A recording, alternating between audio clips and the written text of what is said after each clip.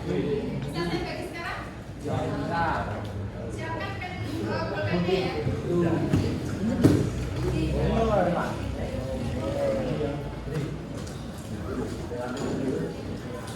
Satu saja cukup. Gimana? Gak usah kasih nama, karena ini random ya, gak usah kasih nama. Penting satu aja. Jadi. Kalau tadi tidak berbelarai. Lebar.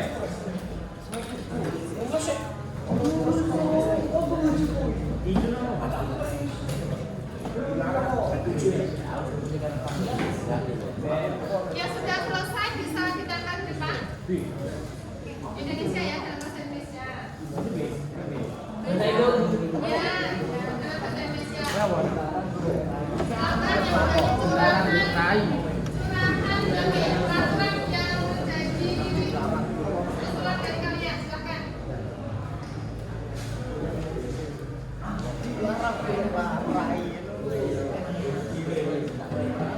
Nanti kita ada di sini yang suka masuk. Kita ada di sini yang suka. Benar rambulan sama sebenarnya. Apa tuh itu? Silakan 10. Nah. Oke. Bilang Yuk. Bayar ya tak Ya udah sudah, sana ke sini. Ya.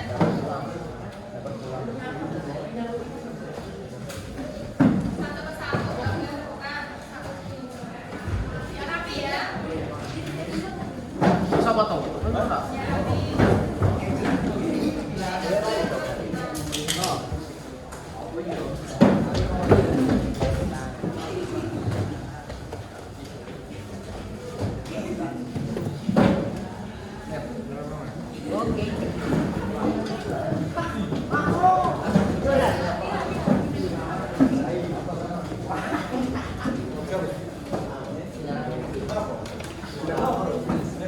Kalau tuh au. Las.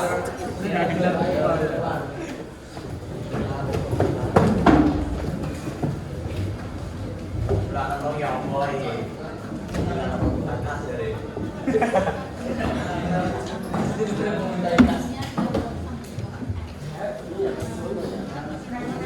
Kan tinggi tuh.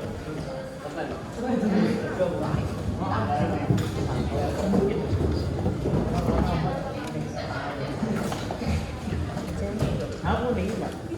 Kamu kuning kok? Kamu kuning apa? Sekarang kita identify, kita identifikasi satu frekuensi yang mana yang jadi kesepakatan, mana yang tidak sepakat gitu ya. Yang pertama yang pink dulu ya. Yang pink. Boleh minum saat jam pelajaran. Silakan. Tulis dulu. Apa gitu? Minum saat pelajaran. Yang kedua, nanti yang kedua, mengucapkan salam ketika masuk kelas. Halus. Ya, kita tulis dulu nanti kita sepakat atau tidaknya. Boleh minum saat pelajaran sama. Dilarang transport, boleh. Wih, berat lagi tau. Gunakan HP. Kamu. Gunakan HP. Dilarang bukan hari ini. Yang ini sama. Wajib piket. Wah, jelas wih. Sesuai siapa? Yang mati pada lagi mau Pak. Wajib piket. Sesuai siapa? Nah, sini. Sama ya, sama. Sekarang yang hijau. Hijau apa ya? Yang hijau apa ini? Piket sama ya. Oke. Piket sesuai jadwal. Dilarang bermain HP. Ya sopo ya, ini nang kene wih. Disiplin. Disiplin. Nanti kalian. Disiplin dan memperhatikan guru saat menjelaskan.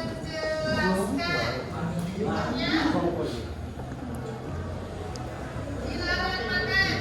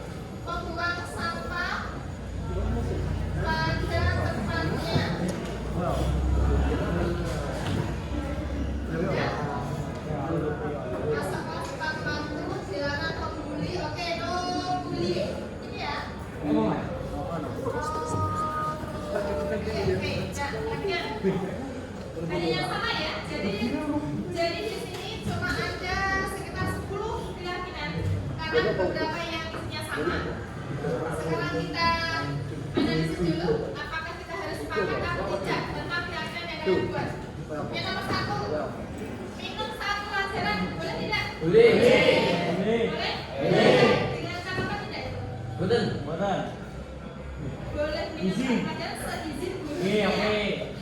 Oke, dengan izin. Guru sepakat ya? Sepakat. Mengucapkan salam ketika masuk kelas. Boleh. Sepakat ya? Boleh. Menggunakan HP? Boleh. Menggunakan HP? Boleh. Dengan Izin guru. seizin guru. Gitu ya? Boleh. Harus izin ketika mau menggunakan handphone. Boleh. Wajib tinggal sesuai jadwal. Boleh. Ya? Boleh. Disiplin dan memperhatikan guru saat menjelaskan. Tidak. Selanjutnya ke sini. Berat. Dilarang makan. Ya. Kalau makan ya tidak boleh kecuali waktu istirahat. Jadi ini tidak sepakat ya. Makan kalau istirahat. Gitu ya. Yang wajib loh. Ketika mendengar azan harus wajib. Wajib bagi yang muslim ya. Dilarang main HP. Tadi kan sudah ada. Kemudian HP tariknya seizin guru. Berarti ini tidak. Membawa sampah pada tempatnya. Sepakat ya, dia tercipta kebersihan dalam kelas. Yang terakhir, no bullying. Apa itu no bullying? Tidak boleh membuli. Tidak boleh membuli. saya. Tidak boleh mencemooh. Tidak boleh fisik. Bersikap sifat tidak boleh. Ini ya. Jadi ini sepakat? Tidak. Ya. Berarti nanti yang sudah kita sepakati. Bullying. Maaf. Yang sudah kita sepakati. Nanti tolong sekretaris ditulis lagi ke Tuh. dalam kertas Tuh. yang berukuran lumayan besar ya. Nah. Nanti bisa Bullying yang ditempel di papan landing sini.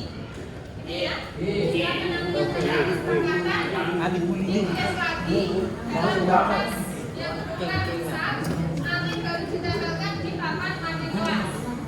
Ya, sehingga semua bisa ingat tentang kesepakatan yang telah dibuat. Ini ya. Ya, ada tanya? Oke. Nanti mulai pertemuan berikutnya kita sudah akan mengumumkan keyakinan kelas 10 DPIP 2 ketika Wis. bahasa Inggris. Ini ya. Nah, terima kasih terus hadiahnya. Akan kita lanjutkan untuk masuki materi berikutnya. Siapa dulu? Assalamualaikum warahmatullahi wabarakatuh.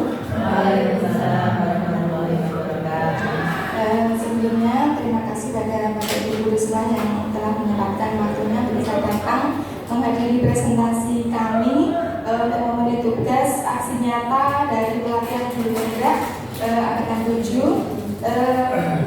Assalamualaikum warahmatullahi wabarakatuh. Salam sejahtera bagi kita semua, Om Swastiastu, Namo Buddhaya, dan salam kebajikan. Dari sini kami akan melakukan diseminasi atau penyebaran pemahaman tentang apa yang telah kami dapatkan dari pelatihan guru penggerak. Untuk kesempatan kali ini saya akan mencoba untuk berbagi positif mengenai 5 posisi kontrol guru yang selama ini mungkin kita lakukan dalam pembelajaran. Untuk yang pertama, posisi penghubung. Seorang penghubung bisa menggunakan hukuman fisik maupun verbal.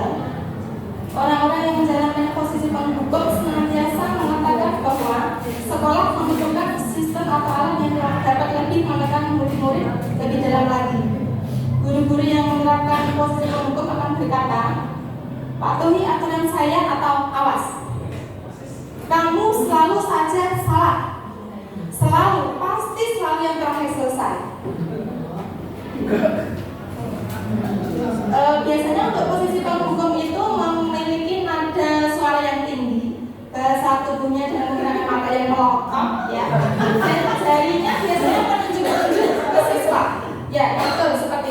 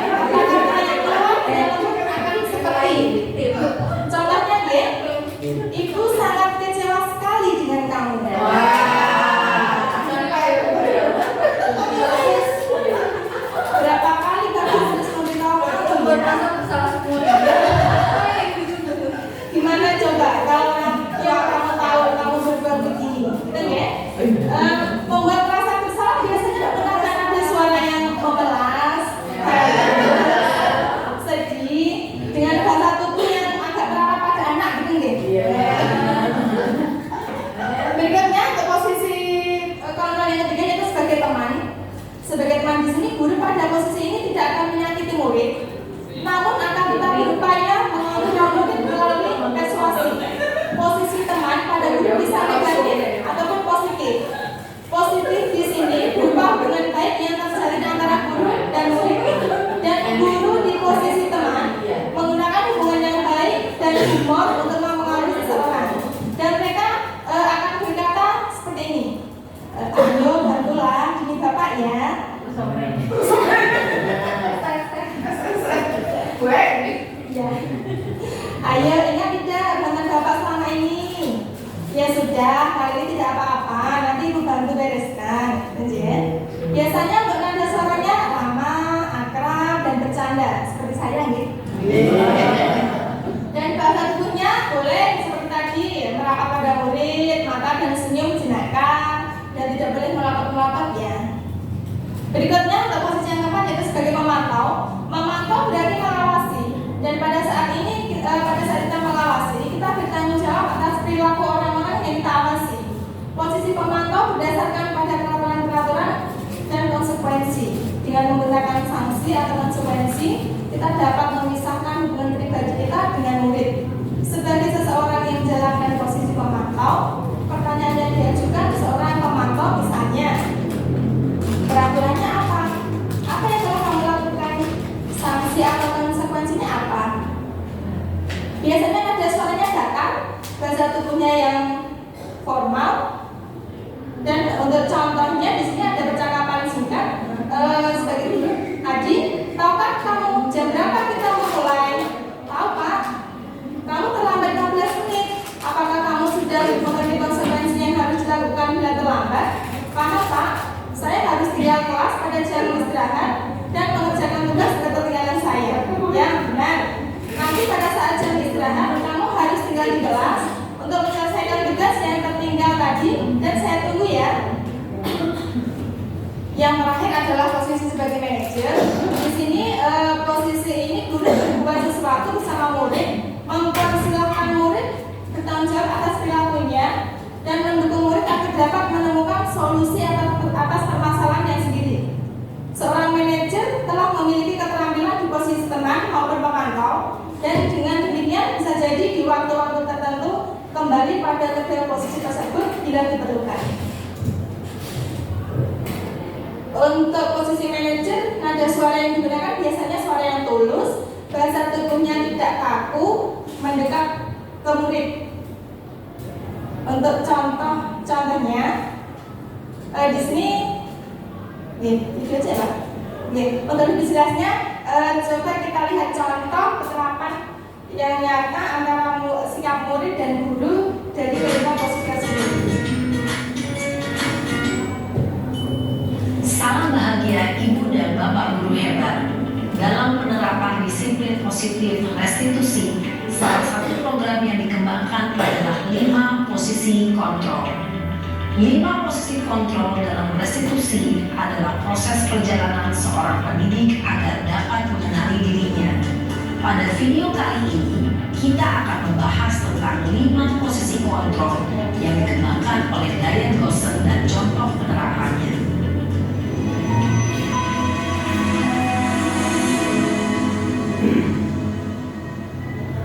5 posisi kontrol itu adalah 1. Posisi penghukum, 2. Posisi pembuat rasa bersalah, 3. Posisi teman, 4. Posisi pemantau atau monitor, dan 5. Posisi manajer. Untuk lebih memahami kelima posisi tersebut, mari kita saksikan kasus Naren yang terlambat hadir 20 menit di sekolah dan melihat bagaimana kelima posisi kontrol dalam menghadapi masalah tersebut.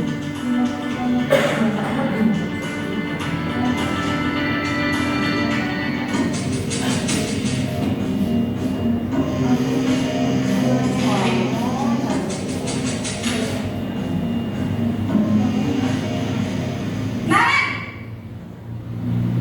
sini kamu. Selamat pagi Bu. Selalu terlambat. Kamu deh, pasti terlambat. Maaf Bu, Saya Apa? Apa coba? Alasan kamu apa lagi? Kapan sih kamu tidak terlambat? Malas sekali ya kamu jadi anak. saya Dasar pemalas. Gak kapok-kapok sih kamu. Sudah berapa kali terlambat? Sana, kamu keliling lapangan basket 2 kali. kenapa saya harus keliling lapangan basket, Bu? Kenapa? Kamu melawan ibu. Berani-beraninya jawab.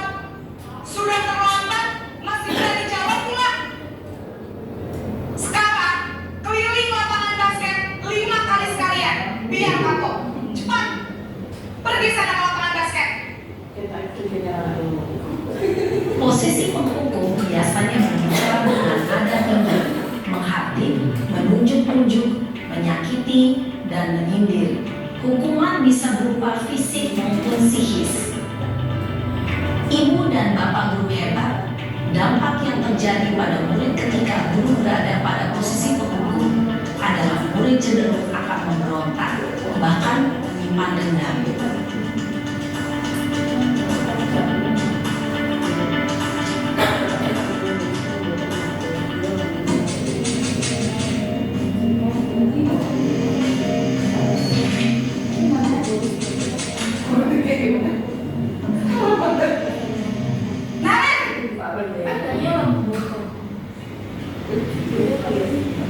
Selamat pagi, Bu. Naren, kamu kenapa terlambat lagi, nak? Ya Tuhan, Naren, kamu senang ya bikin ibu susah ya? Kalau kamu terlambat lagi, nanti ibu yang ditegur bapak kepala sekolah, nak. Disangka ibu tidak bisa membina kamu. Duh, gimana ini? Maaf, Bu. Duh, Gusti Naren, kamu suka ya kalau ibu ditegur bapak kepala sekolah? Terus, sekarang ibu harus tulis apa ini di buku absen? Ini kamu sudah sering terlambat loh. Ibu harus apa coba? Maaf, Bu. Maaf sekali. Ya sudah, lain kali jangan bikin ibu susah lagi ya nak ya. Ibu tidak akan kuat lagi kalau kamu begini terus. Bisa jantungan kalau ibu ditegur bapak kepala sekolah. Sana cepat ke kelas. Maaf ya, Bu. Maaf sekali. Posisi pembuat rasa bersalah berbicara dengan nada tenang, cenderung lembut. Namun kata-kata yang diutarakan membuat murid merasa menjadi orang yang gagal, memandang buruk dirinya sendiri, merasa tidak berharga, dan tidak sanggup membahagiakan orang lain. Ketika guru mengambil posisi pembuat rasa bersalah, murid akan menganggap dirinya yang bersalah dan ia akan menyimpan emosi negatif tersebut dalam dirinya.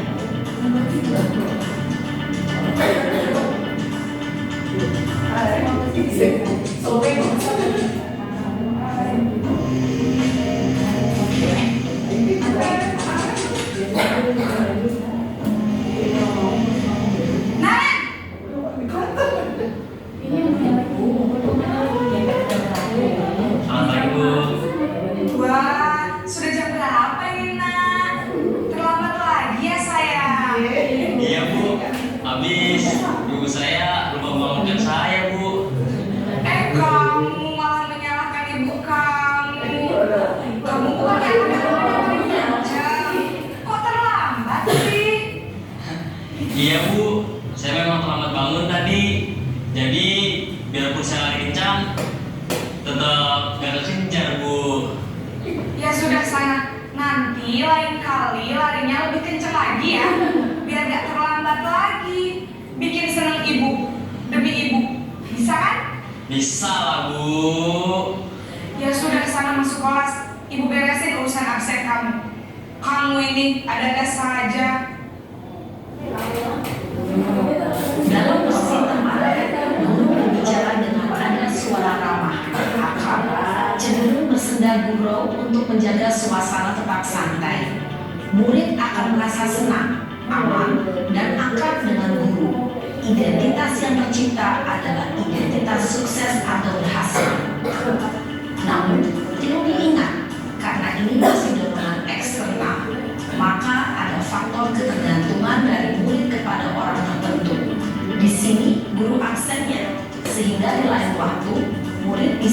berperilaku baik, namun hanya kepada orang-orang tertentu saja.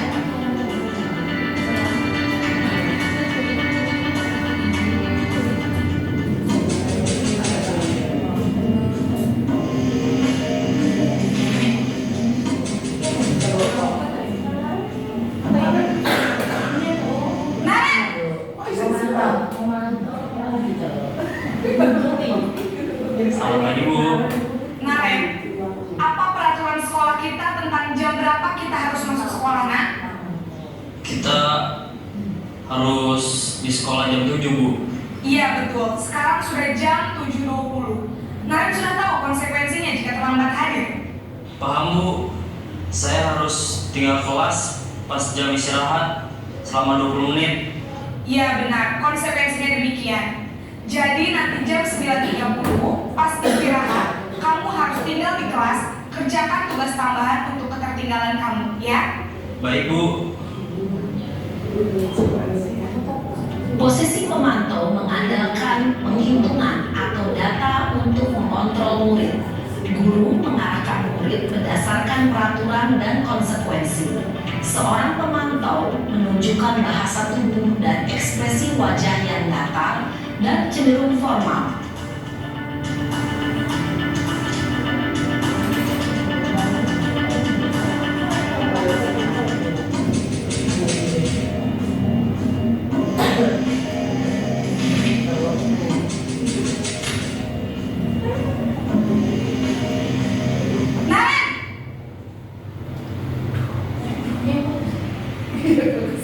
Selamat pagi, Bu.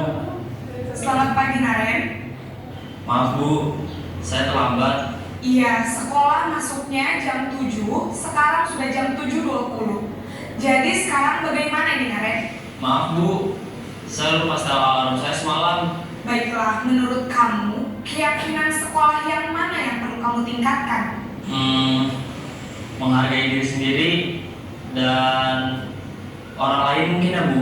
Setuju. Jadi, apakah Naren meyakini prinsip saling menghormati tersebut? Iya, Bu. Saya meyakininya. Apakah Naren bersedia memperbaiki masalah keterlambatan ini? Bersedia, Bu. Bagaimana kamu akan memperbaiki masalah keterlambatan ini? Saya akan coba untuk tidak lupa menyetel alarm saya, Bu. Baik, kalau Naren mau menyetel alarm di rumah, ada orang yang kira-kira bisa bantu mengingatkan tidak? Ada, Bu. Kakak saya, Kak Emma. Ada lagi selain Kak Emma? Selain Kak Emma, ada ibu saya. Baik, jadi yang mengingatkan Naren adalah Kak Emma dan ibu kamu, ya? Kira-kira akan mulai setel alarm kapan nih, Naren? Setelah pulang sekolah, akan segera saya lakukan. Baik, jadi Naren akan setel alarm untuk bangun besok pagi dan akan diingatkan oleh kakak dan ibu dan Naren, ya? Ada lagi yang mungkin perlu dilakukan, Naren? Agar tidak terlambat bangun lagi. Tidak ada, Bu. Baik, Naren. Terima kasih untuk kerjasama kamu. Sekarang kamu perlu kembali ke kelas untuk belajar. Baik, Bu. Terima kasih.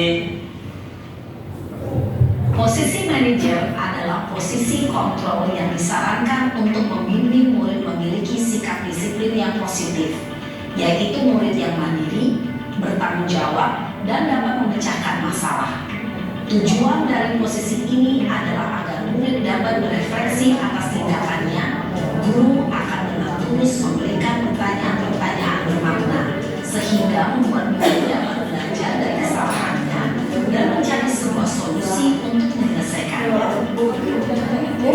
Ibu dan Bapak guru hebat, setelah mengamati adegan 5 posisi kontrol tadi, Oke, Bapak Ibu, itu tadi contoh dari 5 posisi kontrol seorang guru. Yang pertama sebagai yang pertama pemantau, yang kedua sebagai penghukum, yang ketiga sebagai teman, sebagai pembatas kesalahan, dan yang terakhir adalah sebagai posisi manajer. Perlu yang Bapak Ibu ketahui bahwa untuk kelima posisi kontrol ini sebenarnya tujuan akhir juga harus tetap pada posisi seorang manajer, di mana dalam posisi ini siswa akan merasa disiplin, merdeka, bertanggung jawab, sehingga nanti akan menciptakan lingkungan yang positif, nyaman, aman dalam pembelajaran di sekolah. Itu ya. Jadi tujuan akhir adalah posisi sebagai manajer. Lanjut, Pak.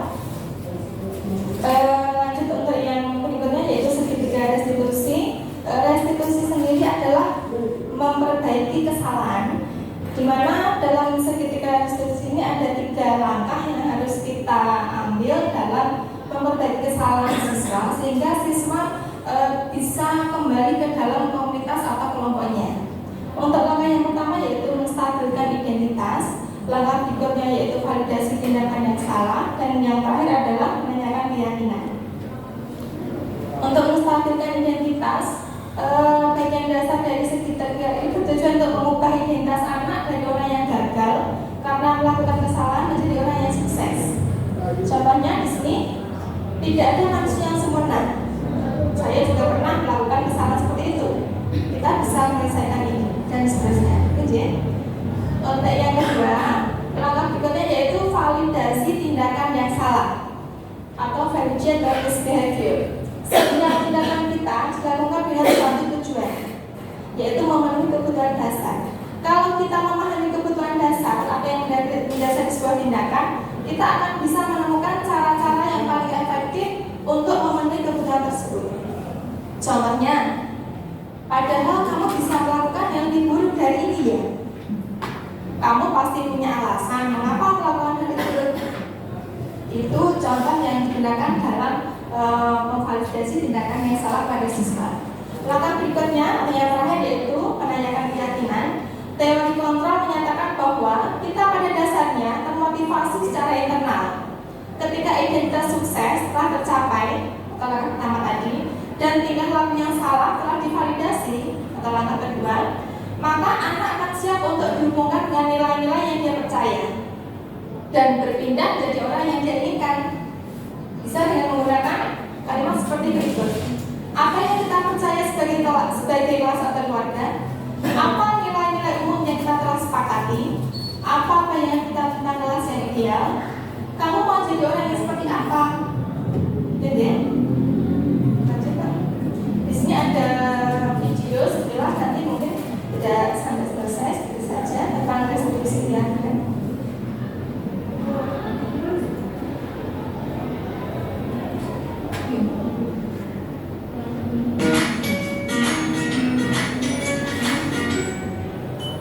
Salam dan bahagia Ibu dan Bapak Guru hebat.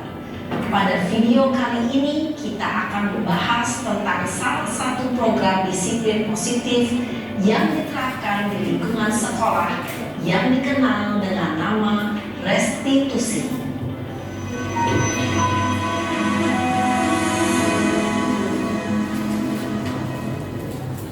Restitusi dikembangkan oleh pakar pendidikan Diane Gosson berlandaskan pada teori kontrol Dr. William Blaser. Segitiga restitusi adalah suatu proses dialog yang dijalankan oleh guru atau orang tua agar dapat menghasilkan murid yang mandiri dan bertanggung jawab. Pada saat guru di posisi manajer, aspek yang dikembangkan pada murid adalah motivasi intrinsik, sehingga penanaman nilai-nilai kebajikan dapat tumbuh dan berkembang menjadi suatu kebiasaan positif yang akhirnya membentuk karakter murid. Proses dialog ini terdiri dari 3 langkah yang digambarkan pada ketiga sisi pada segitiga restitusi. Sisi pertama adalah menstabilkan identitas. Sisi yang kedua adalah validasi tindakan yang salah. Dan sisi yang ketiga adalah menanyakan keyakinan. Ibu dan Bapak Guru, berikut ini akan ditunjukkan bagaimana seorang guru berada dalam posisi manajer menggunakan penerapan segitiga restitusi.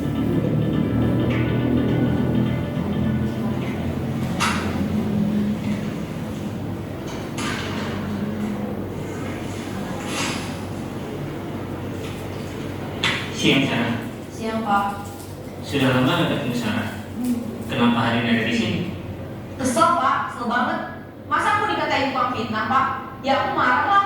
Aku balik ngatain Eka di depan kelas. Kesel banget. Oh begitu. Ya pasti kamu marah dan kesal. Bapak juga akan marah apabila ada yang menuduh Bapak seperti itu. Kemudian pada saat itu kamu mau melakukan apa? Ya saya langsung ngatain Eka lah Pak. Kesel banget. Saya bentak-bentak dia di depan teman-teman lain. Oh begitu. Pasti kamu melakukan seperti itu karena suatu alasan tertentu kan? Iya lah, saya diam saja Pak. Ya saya bela diri lah. Masa saya dituduh Ya wajar lah. Mempertahankan harga diri itu sesuatu yang penting buat kamu. Untung kamu tidak bertindak lebih gegabah lagi, hanya membentak-bentak. Iya Pak. Untung saya masih bersabar dan hanya membentak saja. Sudah gemes padahal saya pasti bela diri lah. Ya pasti ya. Tapi kamu memilih untuk tetap bertahan dan bersabar. Kamu memilih untuk tidak berbuat lebih parah lagi, bukan? Iya. Nah, sekarang coba kita lihat lagi tindakan kamu yang bentak-bentak Eka di kelas. Tindakan kamu itu kira-kira sesuai dengan keyakinan kelas atau prinsip aku tidak? Enggak lah Pak. Capek Pak jadi pemarah.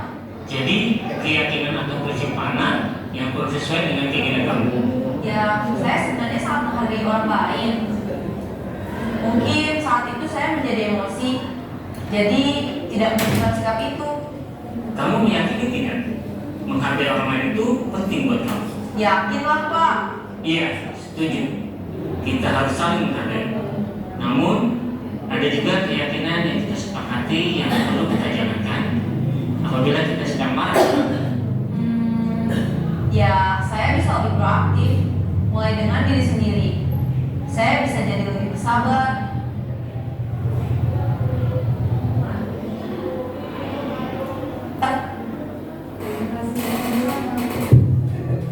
Itu tadi video tentang penerapan restitusi yang dilakukan ketika seorang siswa melakukan kesalahan dan 3 langkah yang diambil untuk mengembalikan mereka pada kelompoknya. Itu aja.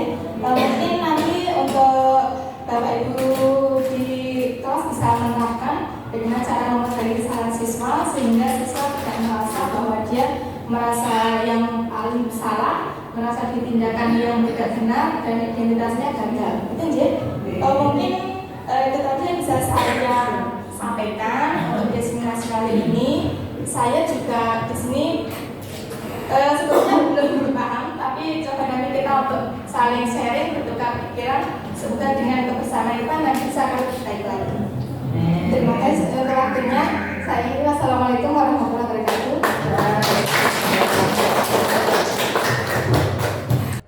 Assalamualaikum Bu. Ya, waalaikumsalam. Ya, saya silakan duduk. Iya Bu.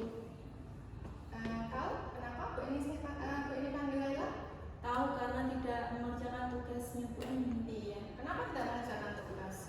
Semalam ketiduran Bu, terus itu tugasnya Bu Eni itu buat ngerjain tugas matematika.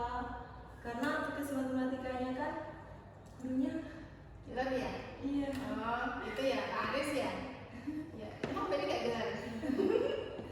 Itu Bu, terus kan Bu Eni kan nggak ada. Iya, kemarin ada tugas LPMP di kabupaten. Jadi Bu ini memberikan tugas pada guru tiket. Kebetulan kemarin Putri masuk kan? Memberikan tugas kan kemarin? Masuk. Iya. Tapi Iya. jamnya Bu Eni buat ngerjain tugas matematika. Iya, kemarin Putri juga melaporkan katanya si Laila tidak mengerjakan tugas bahasa Inggris, membuat surat undangan, malah mengerjakan matematika. Ditegur juga nggak diindahkan gitu kan ya? Iya. Itu berarti kamu tahu kalau itu perbuatan gimana? Perbuatan yang salah Bu. Iya, salah. Iya. Jadi ini dinilai Bu ini kamu belum membuat tugas berteman-teman. Itu bagaimana itu? Terus kalau tahu perbuatannya salah, cara memperbaikinya bagaimana? Ikut Iya. guru aja. Ikut Bu Guru ya. Nah, nanti saya beri hukuman ataupun sanksi nggak apa-apa? Nggak apa-apa. Ya, ini berarti kamu tindakan kamu ini kurang benar. Jadi kemarin Bu ini juga Bu Putri sempat agak kecewa. Ada siswa yang tidak mengerjakan, gitu ya. Ya udah, ini aja. Itu termasuk kamu itu termasuk siswa yang kurang baik sikapnya, tindakannya. Jadi gini sebagai konsekuensinya nanti setelah pulang sekolah kamu tidak boleh pulang dulu.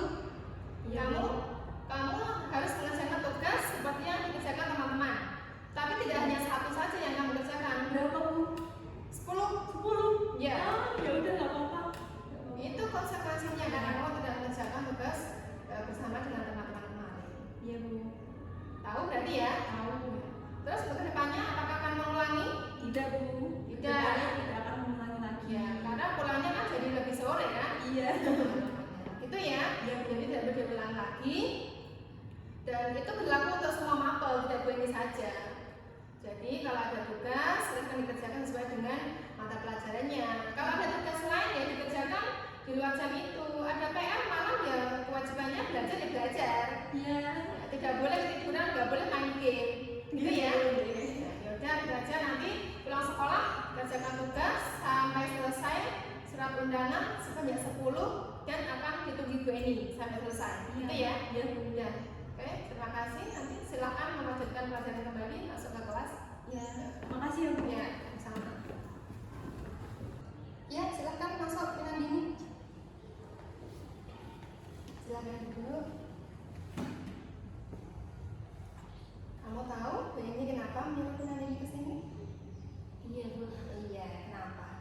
karena tidak masuk tanpa keterangan. Iya. Kenapa kemarin tidak masuk tanpa keterangan? Bisa dijelaskan?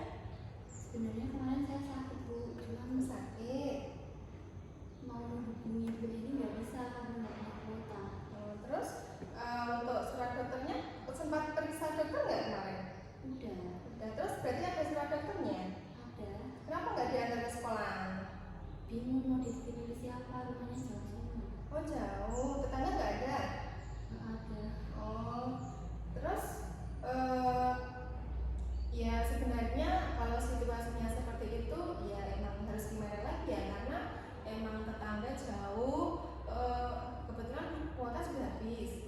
Oh iya, ya sebenarnya nggak apa-apa, cuma kalau bisa itu kan berarti kamu mencari penyelesaiannya, gitu kan ya.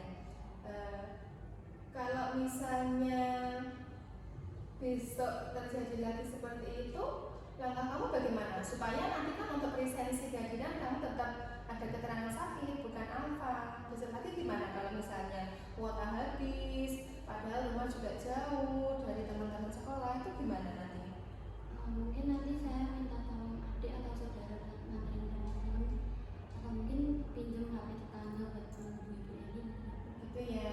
Jadi kalau bisa, meskipun ada acara apapun, yang penting informasinya sampai ke guru dulu ya. Karena nanti untuk presentasi kan direkam untuk sebagai salah satu syarat kenaikan kelas. Jadi kalau bisa tidak boleh terjadi lagi, gitu ya. Ya, besok tidak berulang lagi dan sekarang kamu bisa kembali ke kelas untuk melanjutkan pelajaran seperti biasanya. Terima kasih Bu.